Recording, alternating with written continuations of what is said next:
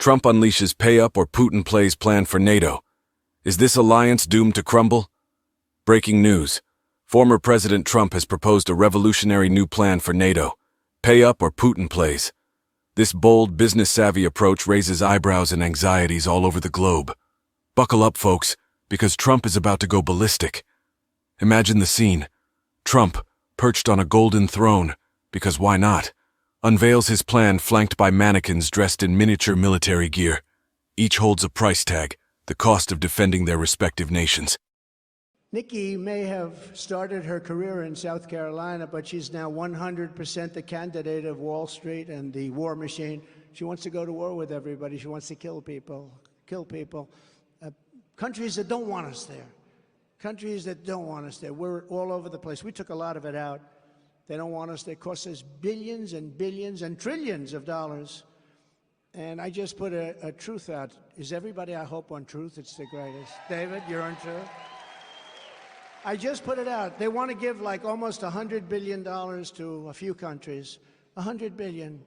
And I said, and I'm telling you this is breaking news. We have breaking news. I said, why do we do this? If you do, you give them not $100 billion. You give it to them as a loan. It's called a loan. Give them the money. And if they can pay it back, they pay it back. If they can't pay it back, they don't have to pay it back because, you know, they've got some problems. But if they go to another nation, they drop us like a dog, like a female drops a male after a date because he doesn't like her, right? If that happens to our country, then very simply, we call the loan and we say we want our money because we give money and then they go to another side. As an example, let's say we give all this money. We were already into Ukraine for over $200 billion. And they could make a deal with Russia in the next 3 weeks, and all of a sudden they don't want to deal with us anymore. We've given hundreds of billions of dollars. And why are we at over $200 billion? And the European nations are, if you add them up, it's a very similar sized economy. They're at $25 billion. So we're at 200 plus, and it affects them much more. We have a thing called an ocean between us, right? It affects them much more. But we're at 200. They're at 250. I did the same thing with NATO. I got them to pay up. NATO was busted until I came along. I said, everybody's going to pay. They said, well, if we don't pay, are you still going to protect us? I said, absolutely not. They couldn't believe the answer. And everybody, you never saw more money pour in to Secretary General Stoltenberg. Well, I don't know if he is anymore, but he was my biggest fan. He said, all these presidents came in, they'd make a speech, they'd leave, and that was it. And they all owed money, and they wouldn't pay it. I came in, I made a speech, and I said, you got to pay up.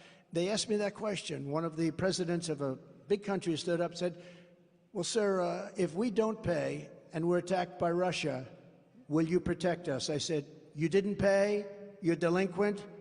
He said, yes, let's say that happened. No, I would not protect you. In fact, I would encourage them to do whatever the hell they want. You got to pay. You got to pay your bills. And the money came flowing in.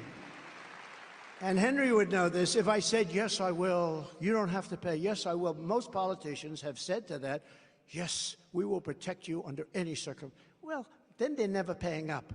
I said, no, you have to understand, you don't pay your bills, you get no protection. It's very simple. Hundreds of billions of dollars came into NATO, and that's why they have money today, because of what I did. And then I hear that they like Obama better. They should like Obama better. You know why? Because he didn't ask for anything.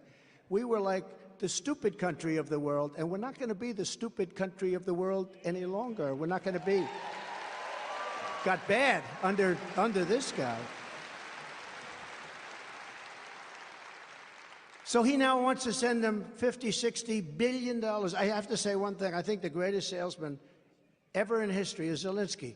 And I like Zelensky because during the hoax of, the impeachment hoax, they said I made a threatening phone call to him. And when they asked him, he said, no, it wasn't threatening. It was a very nice call. He could have played to the bandwagon. He didn't do that. He told the truth. So I like Zelensky, but that war's got to end. We can make a deal on that war. One of the things we're going to do is we're going to get that war ended. That war is a disaster.